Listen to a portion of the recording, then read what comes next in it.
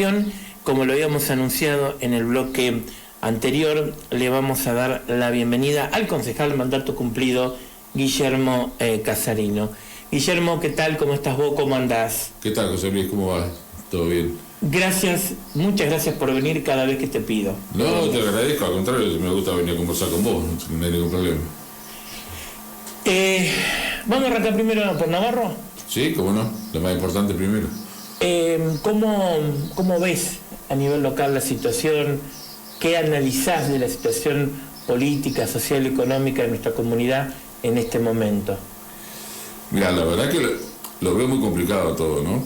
Porque evidentemente Navarro no puede zafar de la situación general que tiene el país, económica, jurídica y demás, y financiera sobre todo. En lo que hace Navarro, lo que más me preocupa es que lo que he escuchado de los candidatos realmente dejan muy poco para analizar, porque sigue siendo la misma postura de siempre, no hay definiciones de qué es lo que van a hacer cuando sean intendentes o cuando sean concejales. Hablan generalidades, se pelean por pavadas, se equivocan en las decisiones en el Consejo Deliberante, cometen errores, aprueban cosas que no tienen que aprobar, juegan a ser dios los políticos y bueno, así le va, ¿no? Así estamos, con todo en el aire y sin definiciones. La verdad que la oferta de candidatos, o lo que dicen los candidatos que aparecen ofertados, a mí por lo menos no me llena, y creo que a la mayor parte de la gente le deja mucha incertidumbre y mucha inseguridad con respecto a qué va a pasar en Navarro. Tuvimos en Navarro 600 y pico de votos en blanco, pero también mucha gente de nuestra comunidad, como pasó a nivel nacional, no fue a votar. ¿Esto es una llamada de atención a la dirigencia política? ¿Es un hartazgo de la gente, del vecino, la vecina? Yo creo que hay un poco de todo, ¿no? Yo creo que la gente no se toma las PASO con tanta importancia como la elección, digamos, definitorio de fondo. Esta fue una elección interna donde se limpió, digamos, los candidatos que tienen más posibilidades, y dentro de los partidos que tenían interna se definió, evidentemente, de lo que se ve hasta ahora, hay diría un 65% de la gente que está en desacuerdo con lo que se ha estado haciendo en los últimos años. Eso está claro, sobre todo a nivel general. Pero a nivel Navarro veo que la gente está también indecisa, y creo que el porcentaje de votantes, votos en blanco, es porque hay mucha gente que no está de acuerdo con ninguna de las propuestas de las que se escuchan. Entonces la gente dice, bueno, ¿a quién voto? Te digo un poco, es el caso hasta personal mío, ¿no? Ninguno de las propuestas que escucho de los candidatos a concejales o intendentes me satisface o se cierra con lo que yo pienso. Entonces, bueno, uno al final se dice, bueno, ¿qué hago? ¿Voto en blanco? ¿Sabe que voto en blanco es un voto perdido o es como votar, digamos, al que gane? Bueno, es un voto en blanco y que gane el que gane. Creo que a mucha gente le pasa eso. La gente son muchos años de que la política le falla a la gente, entonces la gente está como descreída y desganada. Y eso es lógico. Y además un poquito desesperada por la situación económica, ¿no? Que va cada vez peor. Antes de hablar de eso, ¿no? ¿Qué pensás o qué crees que los concejales deberían hacer en el Consejo Deliberante? Parece una pregunta tonta, pero hay mucha gente que no está conforme con lo que se hace en el Consejo. Yo creo que se discuten muchas cosas que no hacen al fondo de funcionamiento de un pueblo, incluso el intendente también. O sea, a mí me da la impresión de que ni el intendente sabe qué es lo que puede y qué es lo que no puede hacer, porque uno analiza las entrevistas que dan y se da cuenta que hablan de cosas que no son de su incumbencia. A mí me pasa con los concejales. Los tres temas principales en todas las discusiones y las presentaciones que hacen los candidatos son la salud, la educación y la seguridad. De salud, en Navarro estamos totalmente de acuerdo que es una responsabilidad, primariamente, te digo, un 95% de responsabilidad de las decisiones que hace el intendente y el Consejo Deliberante. En el caso de seguridad y de educación, ¿en qué incide el municipio? Muy poco. O sea, todo el presupuesto de salud y educación prácticamente pasa por las provincias. De educación y seguridad. La incidencia o la injerencia o la capacidad de decisión que tiene un intendente en lo que hace a seguridad y lo que hace a educación es mínima. Entonces salir a hablar de lo que van a hacer por la educación o salir a hablar de lo que van a hacer por la seguridad es guitarrear.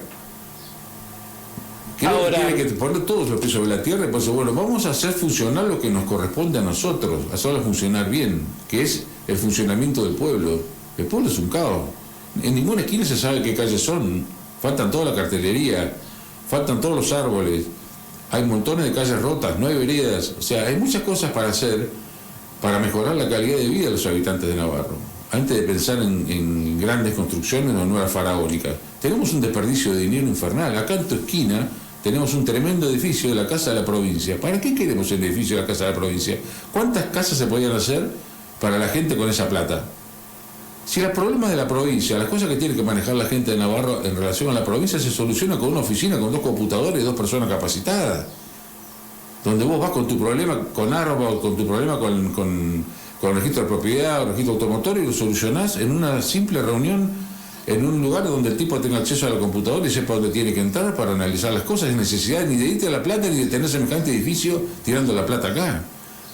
Hemos llenado el pueblo de edificios y algunos con faltantes extraños. Vos, por ejemplo, tenemos el salón de usos múltiples o polideportivo llamado Salvato, que, por ejemplo, si lo comparamos con de pueblos vecinos, le falta una parte. Los pisos flotantes, ¿dónde están en Navarro? ¿Por qué en Roquepé o en Saladillo los pisos flotantes de esos edificios están construidos y en Navarro no existe? ¿Qué pasó con la plata que venía para los pisos flotantes? O sea, hay muchas cosas que son extrañas, que pasan y que nadie controla. ¿El Consejo Deliberante no se entera de esas cosas?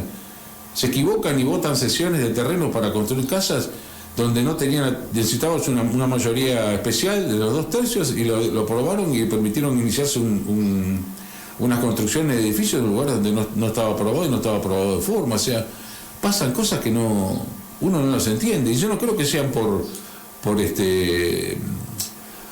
lo que se llamaría algo ilegal, sino simplemente por desconocimiento, por falta de trabajo, falta de poner atención, falta de estudio, falta de asesoramiento jurídico y técnico de las cosas que hay que decidir. Eso es lo que a mí me da la impresión de cómo funciona la política en Navarro. Como que hay un desconocimiento de la ley orgánica de las municipalidades o el procedimiento de cómo hacer las cosas. Totalmente.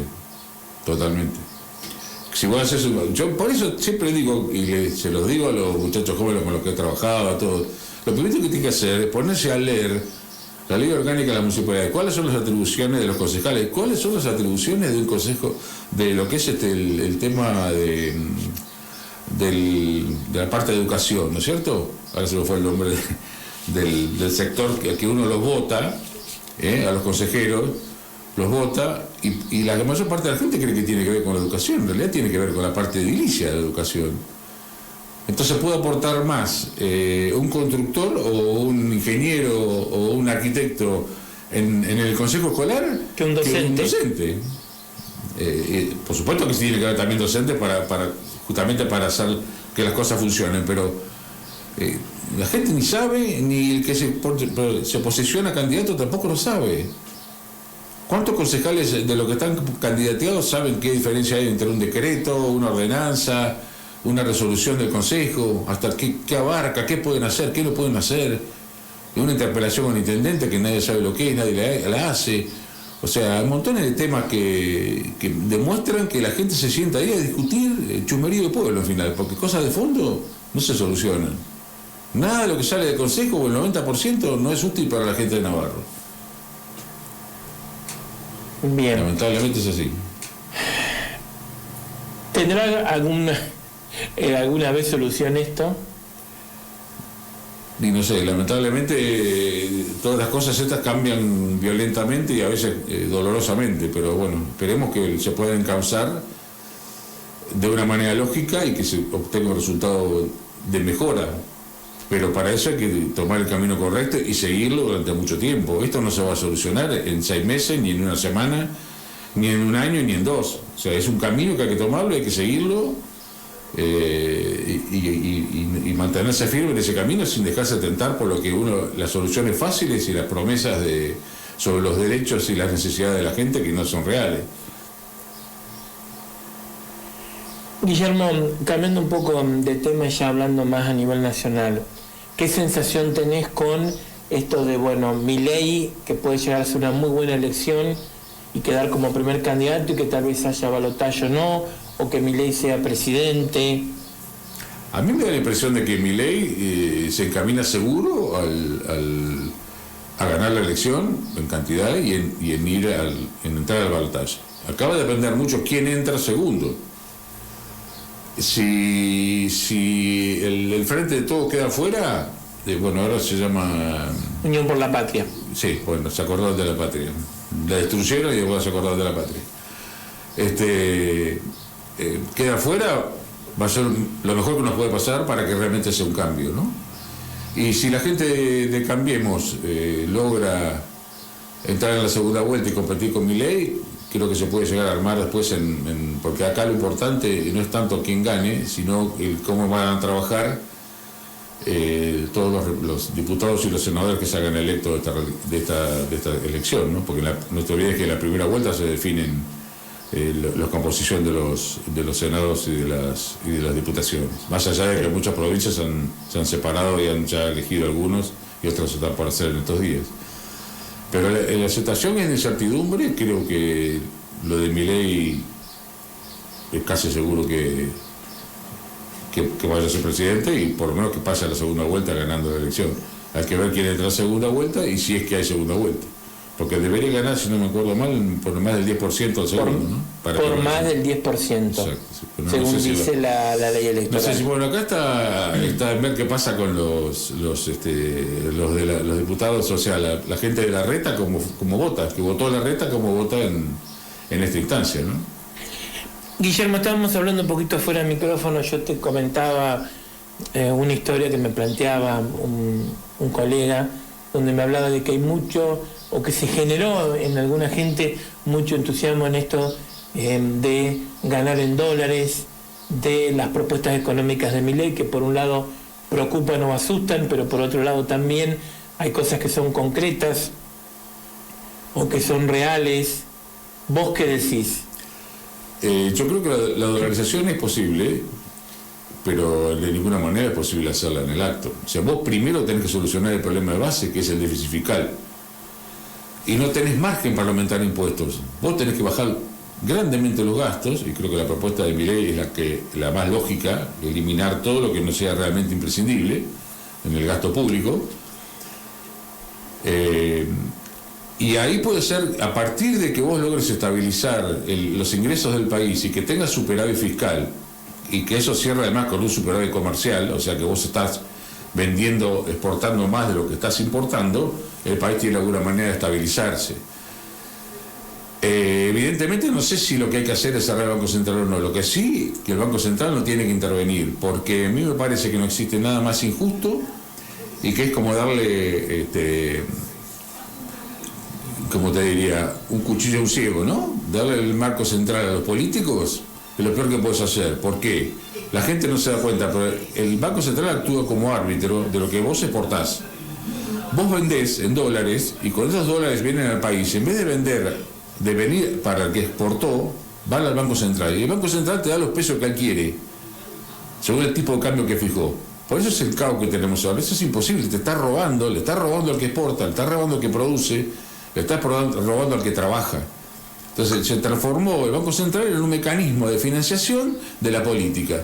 Y eso nos llevó, a través del déficit que genera, a un desastre económico. Y a la inflación que tenemos, que va a ir cada vez más ligero, y vamos a terminar como en los tiempos de Alfonsín, que la mayoría no se acuerda porque son todos muy jóvenes, yo soy muy viejo, entonces me acuerdo, y vamos a terminar mal, ¿no? Evidentemente, así como estamos no puede funcionar y no tiene ninguna posibilidad económica de funcionar las propuestas del Frente por la Patria, ¿no? Sí, eso no me cabe ninguna duda. Así que bueno, esperemos que gane Milei o que gane Patricia, que logren encontrar, apoyándose uno con otro, un mecanismo que la Argentina la ponga en el camino que tiene que tener. Nosotros estamos en el mismo punto que estaba Nueva Zelanda en los años 80 cuando decidió hacer el gran cambio. Yo alguna vez lo he dicho acá, y es una cosa que siempre digo porque hay que leer lo que hizo Nueva Zelanda en esa época, que se pusieron de acuerdo los laboristas con los conservadores y se dieron cuenta que Nueva Zelanda no podía seguir siendo un país socialista, y se transformaron en un país capitalista y competitivo, y hoy están entre los 10 primeros países del mundo, ¿no? Entonces, creo que de eso tenemos que aprender, de esas enseñanzas tenemos que seguir nosotros.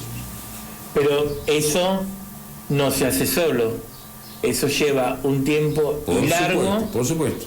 Por eso te digo, si vos no lográs primero ajustar la cuenta de la macroeconomía, no puedes pensar en dolarizar.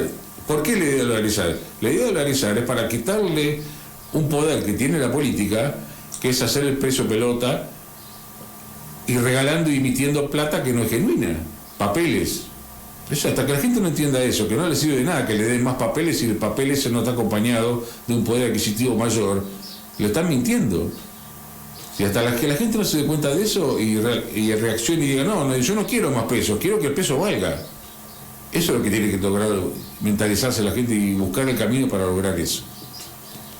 Guillermo, como siempre, muchas gracias por visitarme, gracias por tu tiempo y seguramente volveremos a hablar más adelante. Calculo que sí, alguna vez nos vamos a encontrar. ¿Cómo no? Gracias a vos por la invitación. Gracias, muchísimas gracias. Gracias a vos. Bien, así pasaba entonces.